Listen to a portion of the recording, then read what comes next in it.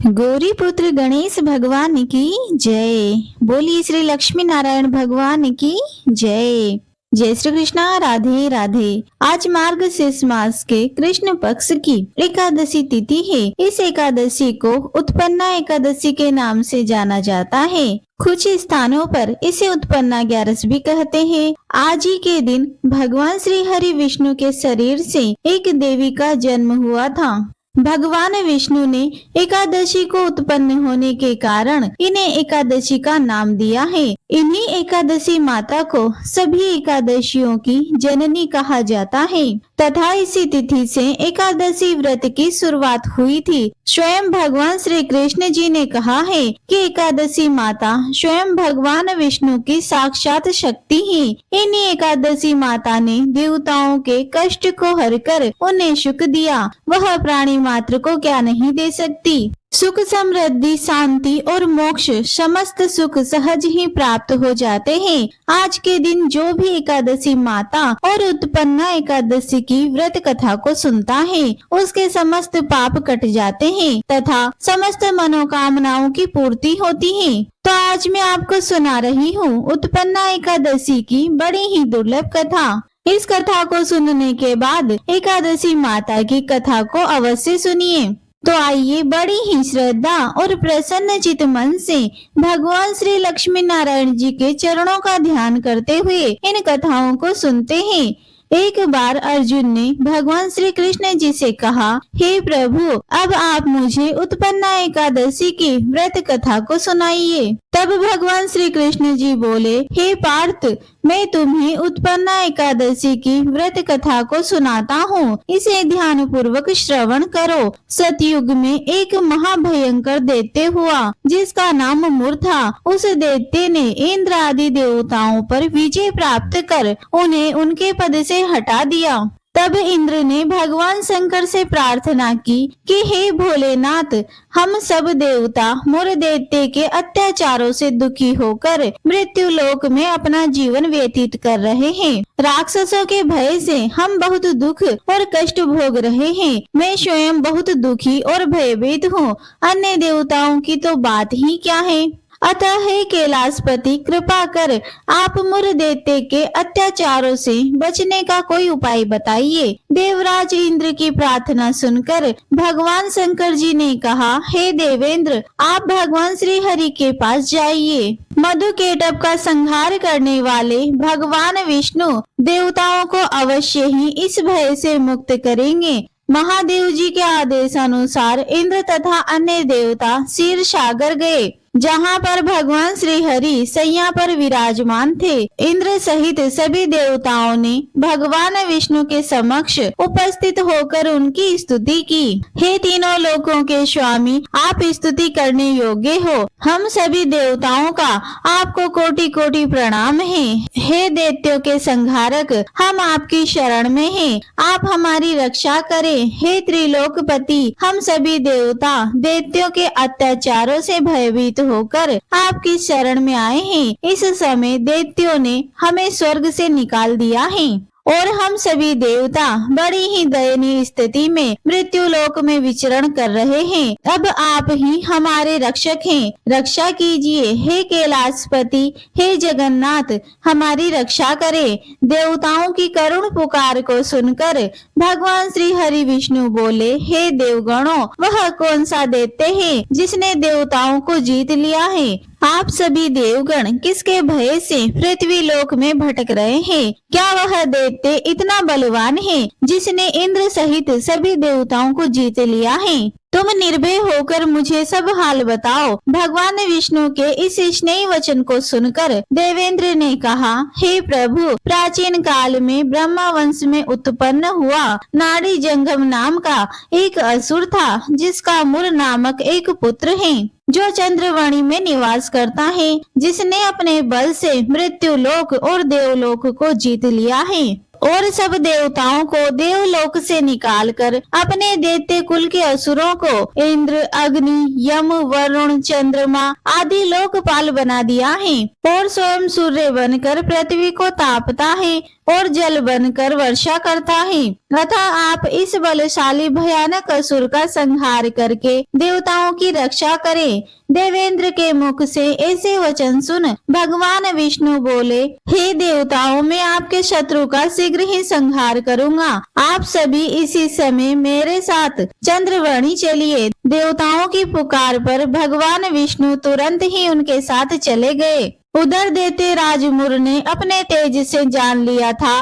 कि भगवान श्री हरि विष्णु युद्ध की इच्छा से उसकी राजधानी की तरफ आ रहे हैं। अतः अपने राक्षस योद्धाओं के साथ वह भी युद्ध भूमि में आकर गरजने लगा। देखते ही देखते युद्ध शुरू हो गया।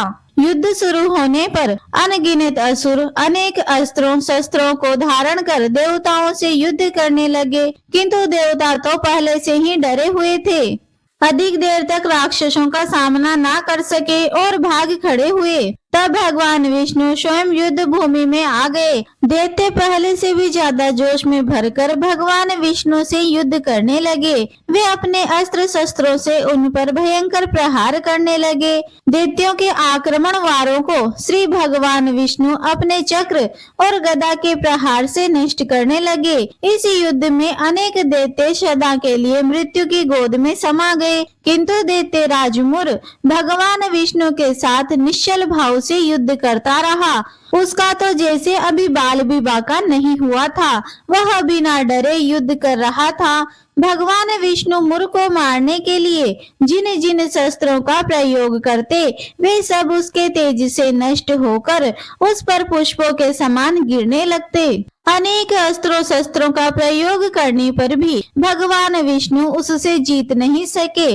तब वे आपस में मल्ल युद्ध करने लगे। भगवान श्री हरि उस असुर से देवताओं के लिए 1000 वर्ष तक युद्ध करते रहे, किंतु उस असुर से जीत नहीं सके। अंत में भगवान विष्णु शांत होकर विश्राम करने की इच्छा से बद्रिका आश्रम में स्थित 38 कोश लंबी एक द्वार वाली हेमवती नाम की एक गुफा में प्रवेश कर गए। हे अर्जुन, उस गुफा में भगवान ने शयन किया। भगवान विष्णु के पीछे पीछे वह दैत्य भी चला आया। भगवान श्री हरि विष्णु को सोता देखकर वह उन्हें मारने को तैयार हो गया।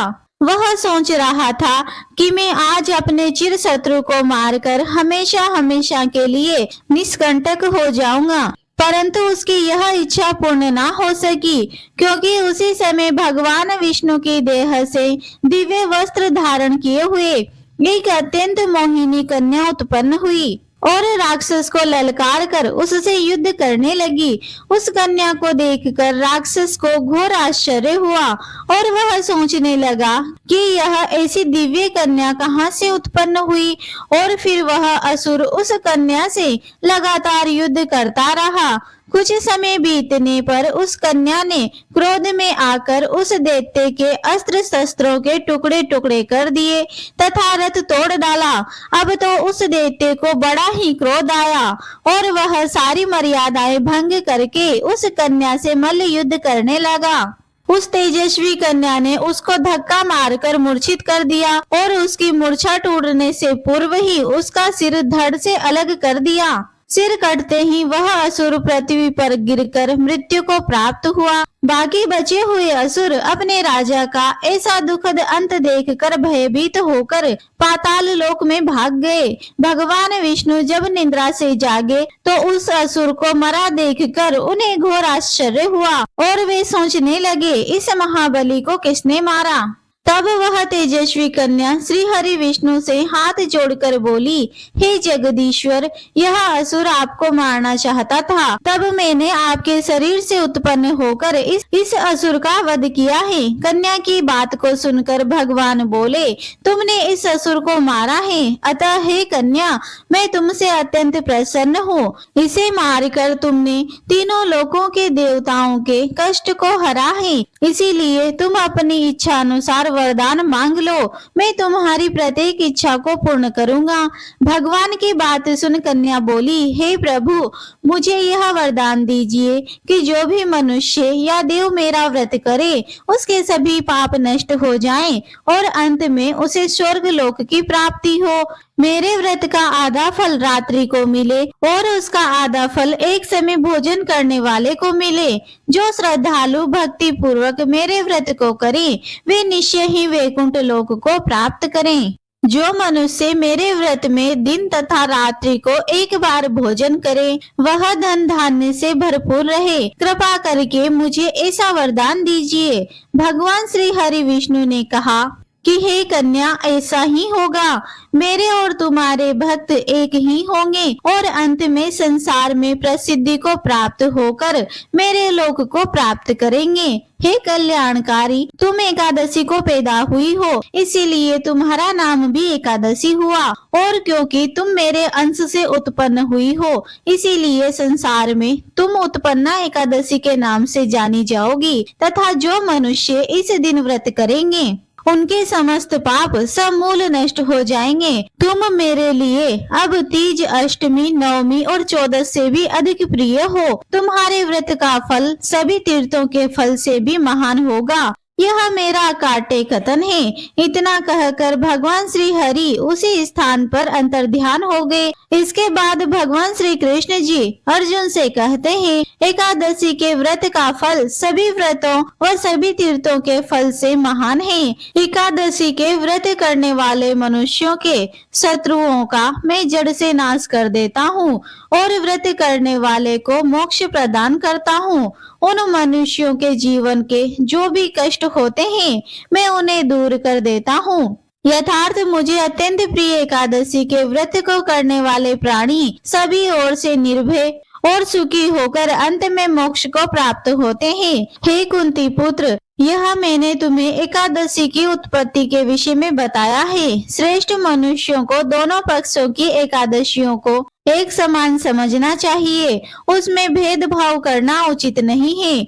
जो मनुष्य एकादशी महात्म का श्रवण व पठन करेंगे उन्हें अश्वमेघ यज्ञ के समान फल प्राप्त होगा। यह मेरा काटे वचन है। बोली श्री लक्ष्मी नारायण भगवान की जय। बोली श्री राधा कृष्ण भगवान की जय। बोली एकादशी माता की जय। आइए अब बड़े ही प्रेम से एकादशी माता की कथा को सुनते हैं। इस कथा को सुनने से ही व्रत पूर्ण माना जाता है। उसके बाद भगवान श्री लक्ष्मी नारायण जी की बहुत ही सुंदर कथा को सुनेंगे।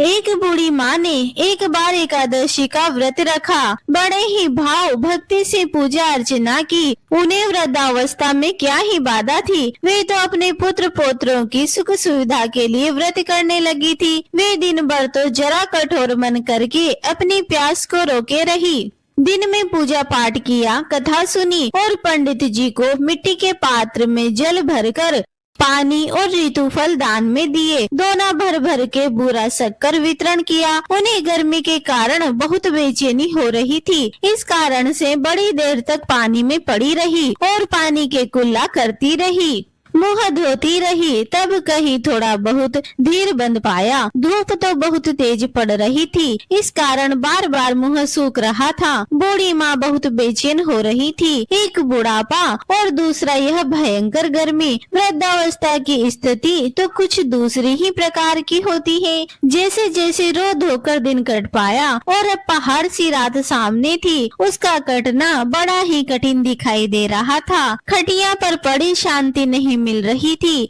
वे बार बार करवट बदल रही थी। अनेक बार वे बाहर जाती और भीतर आती। उन्हें घर के अंदर शांति नहीं थी। वे पड़ी पड़ी एकादशी माता का स्मरण करती। वे कहती कि हे माता जी, आप मेरी लाज रखिएगा, आप ही मुझे शक्ति दीजिएगा जिससे मैं भली भांति आपका व्रत कर सकूं और यह पहाड़ सी रात शांति पूर्वक व्यतीत हो सके। प्यास के कारण बूढ़ी माँ की बेचैनी तो बढ़ती जा रही थी। उन्होंने धैर्य रखने का बहुत प्रयास किया, किंतु सहनशीलता की सीमा टूट गई और वे घबराकर एकदम चिल्ला पड़ी। बोली कि बचाओ बचाओ। अम्मा का चिल्लाना सुनकर परिवार भर के नर नारी, बच्चे और पड़ोसी एकत्रित होकर बूढ़ी अम्मा की खटिया के समीप पहुंच गए। सबने पूछा कि अम्मा जी आपको क्या हुआ, आप क्यों चिल्ला रही हैं? आप इस वृद्धावस्था में यह कठिन व्रत क्यों कर रही हैं? अम्मा जी शक्ति से ही भक्ति होती है। थोड़ी ही देर में वे फिर से बोली कि अरे हमारे तो प्राण ही निकले जा रहे हैं, मेरी छाती पर ठंडे पानी का घड़ा रख दीजिए। नातियों ने दादी की छाती पर ठंडे पानी का पात्र रख दिया।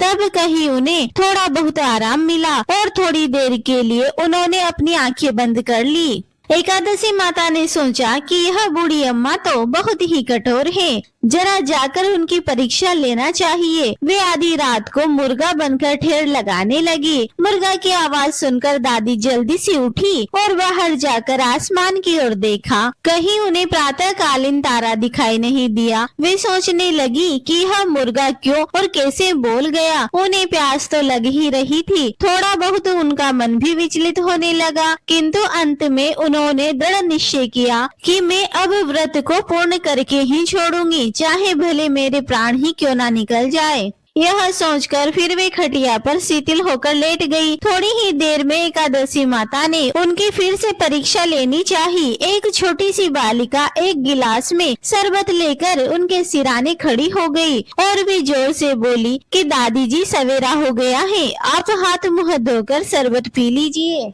पहले तो शरबत का गिलास देखकर उनका मन ललचाने लगा, किंतु अचानक व्रत का स्मरण हो आया और उन्होंने सोचा कि मैं किसी भी प्रकार से अभी शरबत नहीं पी सकती हूँ और वे शांति पूर्वक अपनी खटिया पर फिर से लेट गई। थोड़ी ही देर में उन्हें ऐसा लगा कि जैसे किसी ने उन्हें पानी के कुएं में पटक दिया हो। वे बड़ी देर तक उस कुएं में हाथ पांव चलाती रही, किंतु उन्होंने अपने मुंह में पानी की एक भी बूंद नहीं जाने दी और वे दृढ़ता पूर्वक अपना व्रत पालती रही। थोड़ी ही देर में न जाने कहां से सामने आग जलने लगी, जिससे भारी गर्मी बढ़ने लगी। प्यास के कारण प्राण निकलने लगे, किंतु बूढ़ी अम्मा का कुछ भी नहीं बिगड़ पाया। वे जहाँ की तहाँ मुस्कुराती हुई सी बैठी रही। थोड़ी ही देर में बाहर प्रकाश दिखाई देने लगा। ऐसा लगा कि जैसे सवेरा हो गया हो। बूढ़ी अम्मा ने जब बाहर निकलकर देखा तो समझ गई कि अभी सवेरा होने में 3-4 घंटे की देरी है। यह जानकर वे शांति पूर्वक इधर उधर घूमने लगी। एकादशी माता यह बात अच्छी तरह से समझ गई कि यह बूढ़ी अम्मा किसी भी प्रकार से अपने व्रत से नहीं टल सकती है। वे उनके सत्य व्रत को अच्छी तरह से समझ गई। सवेरा होते ही बूढ़ी माता ने स्नान किया, भगवान का पूजन पाठ किया, एकादशी माता की कथा सुनी, ब्राह्मणों को दक्षिणा देकर भोजन करवाया। तब कहीं उन्होंने जल ग्रहण किया। कन्याओं को भोजन कराने के बाद अम्मा ने स्वयं भोजन किया। उस श्रेष्ठ व्रत के प्रताप से बूढ़ी अम्मा की आयु में वृद्धि हो गई। उनका घर परिवार हरा भरा हो गया। घर में अब उनके कोई अभाव नहीं रहा। वे हर तरह के सुख साधनों से संपन्न हो गई। नाती नातिन से उनका घर भर गया और वे उसी दिन से 12 महीने की एकादशी का व्रत करने लगी। एकादशी माता के व्रत के प्रताप से इस संसार में हर प्रकार के सुख भोग कर अंत में वैकुंठ धाम को चली गई। जैसे एकादशी माता ने बूढ़ी माता और उनके परिवार को हरा भरा किया, ऐसे ही एकादशी माता सभी की मनोकामनाओं को पूर्ण करे। बोली श्री लक्ष्मी नारायण भगवान की जय। आइए अब बड़ी ही श्रद्धा और प्रसन्न चित मन से मनोकामनाओं को पूरी करने वाली इस कथा को सुनते हैं। एक बार भगवान श्री हरि विष्णु माता लक्ष्मी जी के साथ हरिद्वार में घूम रहे थे। माता लक्ष्मी ने देखा कि सारे मनुष्य गंगा में नहा नहा कर हर हर गंगे कहते जा रहे हैं, परंतु सभी लोग दुखी और परेशान हैं। तब माता लक्ष्मी ने बहुत ही आश्चर्य से भगवान विष्णु से पूछा, स्वामी गंगा में इतनी बार स्नान करके भी इनके पाप और दुखों का नाश क्यों नहीं हुआ? क्या गंगा में अब सत्यता नहीं रही? भगवान विष्णु बोले, गंगा में तो वही सामर्थ्य है, परंतु इन लोगों ने पाप नाशिनी गंगा में स्नान ही नहीं किया, फिर इन्हें लाभ कैसे मिलेगा? तब माता लक्ष्मी जी ने आश्चर्य से कहा कि स्नान कैसे नहीं किया? सभी तो हमारे सामने ही नहा नहा कर जा रहे हैं। अभी तक तो इनके शरीर भी नहीं सूखे हैं। भगवान विष्णु ने कहा, यह लोग तो केवल जल में डुबकी लगाकर ही आ रहे हैं। तुम्हें मैं कल इसका रहस्य समझाऊंगा। दूसरे दिन बहुत ही जोर से बारिश होने लगी। सारी गलियां कीचड़ से भर गई। एक चौड़े रास्ते में एक बड़ा सा गड्ढा था। चारों ओर कीचड़ भरी हुई थी और भगवान विष्णु ने लीला रची। वे स्वयं एक बूढ़े आदमी का रूप धारण करके उस गड्ढे में जा गिरे। लक्ष्मी जी को उन्होंने समझाकर पास में बैठा दिया कि देखो, तुम लोगों को सुना सुना कर यूं पुकारती रहो कि मेरे बूढ़े पति अचानक गड्ढे में गिर पड़े हैं। कोई पुण्य आत्मा इनको बाहर निकाल कर इनके प्राण बचाओ और हम असहाय दंपति की सहायता करें। और भगवान विष्णु ने यह भी समझा दिया कि जब कोई व्यक्ति गड्ढे में से मुझे बाहर निकालने को तैयार हो, तब इतना और कह देना कि मेरे पति सर्वथा निष्पाप हैं। इन्हें वह व्यक्ति छुए जो खुद भी निष्पाप हो। यदि आप निष्पाप हैं तो उनको हाथ लगाइए, नहीं तो उनके हाथ लगाते ही आप स्वयं भस्म हो जाएंगे। लक्ष्मी जी तथास्तु कहकर गड्ढे के किनारे बैठ गई और आने जाने वालों को सुना सुना कर भगवान विष्णु की सिखाई हुई बात कहने लगी। गंगा में नहा नहा कर लोगों के झुंड आ रहे थे और सुंदर युवती को यूं बैठी देखकर कुछ लोगों के मन में पाप आया और कुछ लोगों को धर्म का भय हुआ और कुछ लोग कानून से डरे और कुछ लोगों ने तो लक्ष्मी जी को यह भी कह दिया कि मरने दो इस बूढ़े को, क्यों इसके लिए रोती हो। और कुछ दयालु और चरित्रवान पुरुषों ने उस युवती के पति को बाहर निकालना चाहा, परंतु लक्ष्मी जी के वचन सुनकर वे भी रुक गए। उन्होंने सोचा कि हम गंगा में नहाकर आए हैं तो क्या हुआ, पापी तो हैं ही, कहीं हम सहायता करते समय भस्म न हो जाएं।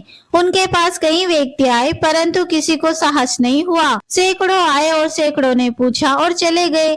संध्या का समय हो चला था। तब भगवान विष्णु ने माता लक्ष्मी से कहा, देखा आया कोई सच्चे मन से गंगा में स्नान करने वाला। तब थोड़ी देर बाद एक नवयुवक हाथ में एक लोटा लिए हुए हर हर गंगे कहता हुआ आया। लक्ष्मी जी ने उसे भी वही बात कही। तब उस युवक का हृदय करुणा से भर आया और उसने भगवान विष्णु को बाहर निकालने की तैयारी की। लक्ष्मी जी ने उसे रोक कर कहा कि भाई, यदि तुम सर्वथा निष्पाप नहीं हो तो मेरे पति को छूते ही तुम भस्म हो जाओगे। उसने उस समय बिना किसी संकोच किए लक्ष्मी जी से कहा कि माता, मेरे निष्पाप होने से तुम्हें संदेह क्यों हो रहा है? देखती नहीं मैं अभी गंगा में नहा कर आया हूँ। भला गंगा में नहाने के बाद भी क्या पाप रहते हैं? मैं अभी तुम्हारे पति को बाहर निकालता हूँ। युवक ने लपक कर उस बूढ़े आदमी को ऊपर उठा लिया। भगवान विष्णु और माता लक्ष्मी ने उसे अधिकारी समझकर अपने असली रूप में प्रकट होकर दर्शन देकर निहाल कर दिया। भगवान विष्णु ने माता लक्ष्मी से कहा कि इतने सारे लोगों में से केवल इस एक आदमी ने ही गंगा में स्नान किया है। इस दृष्टांत के अनुसार जो लोग बिना श्रद्धा और विश्वास के केवल दंभ के लिए गंगा स्नान करते हैं, उन्हें वास्तविक फल प्राप्त नहीं होता। परंतु इसका यह मतलब नहीं कि गंगा स्नान व्यर्थ हो जाता है। गंगा स्नान का बहुत पुण्य भी है। गंगा आज भी उतनी ही सामर्थ्यवान है। बोलिए श्री लक्ष्मी नारायण भगवान की जय। आइए अब तुलसी माता की कथा को सुनते हैं। इन कथाओं को सुनने से ही एकादशी का व्रत पूर्ण माना जाता है और मनोकामनाओं की पूर्ति होती है। सावर्णी मुनि की पुत्री तुलसी अपूर्व सुंदरी थी। उनकी इच्छा थी कि उनका विवाह भगवान नारायण के साथ हो। इसीलिए उन्होंने नारायण पर्वत की घाटी में स्थित बद्री वन में घोर तपस्या की। दीर्घ काल तक तपस्या के उपरांत ब्रह्मा जी ने प्रसन्न होकर दर्शन दिया और वर मांगने को कहा। तुलसी जी ने कहा, सृष्टिकर्ता ब्रह्मदेव, आप अंतर्यामी हैं, सबके मन की बात जानते हैं। फिर भी मैं अपनी इच्छा आपको बताती हूँ। मैं चाहती हूँ कि भगवान श्री नारायण मुझे पति के रूप में मिले। ब्रह्मा जी ने कहा, तुम्हारा अभीष्ट हो। अपने पूर्व जन्म में किसी अपराध के कारण तुम्हें श्राप मिला है। इसी प्रकार भगवान श्री नारायण के एक पार्षद को भी दानव कुल में जन्म लेने का श्राप मिला है। है। दानव कुल में जन्म लेने के बाद भी उसमें नारायण का अंश विद्यमान रहेगा। इसीलिए इस जन्म में पूर्व जन्म के पाप के शमन के लिए संपूर्ण नारायण तो नहीं, नारायण के अंश से युक्त दानव कुल में जन्मे उस श्रापग्रस्त पार्षद से तुम्हारा विवाह होगा। श्राप से मुक्त होने पर भगवान श्री नारायण सदा सर्वदा के लिए तुम्हारे पति हो जाएंगे।